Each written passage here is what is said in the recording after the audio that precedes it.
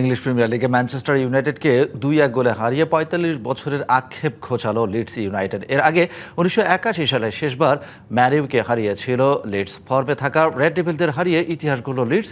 সে সঙ্গে এই হারে ইপিএলের পয়েন্ট টেবিলের শীর্ষস্থানের রেস থেকে আরও কয়েক ধাপ পিছিয়ে গেল ম্যান ইউ। লিডসের হয়ে জোড়া গোল করেছেন নোয়া ওয়াকফর।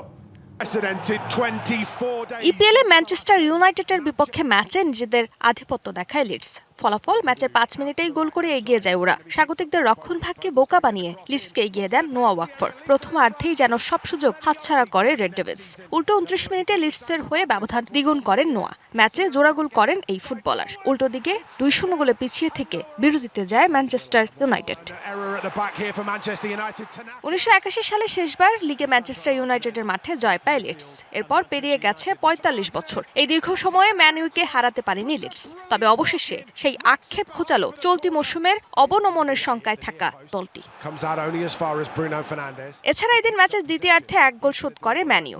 ৬৯ মিনিটে ব্রুনো ফার্নান্দেসের ক্রস থেকে হেডে গোল করেন ক্যাসেমিরো। এরপর মনে হচ্ছিল সমতাসূচক গোলটিও পেয়ে যাবে ইউনাইটেড। তবে শেষ পর্যন্ত ২-১ গোলের হার নিয়ে মাঠ ছাড়তে হয় রেড ডেভিলদের। এই হারে পয়েন্ট টেবিলের এখন তৃতীয় স্থানে ম্যান ইউ। টেবিলের টপে থাকা আর্সেনালের সাথে তাদের পয়েন্টের ব্যবধান ১৫। Farzana Jahan Priya, DBC news desk. Spanish digital print tiles, ATI tiles, এক টাইলসে জীবন পার।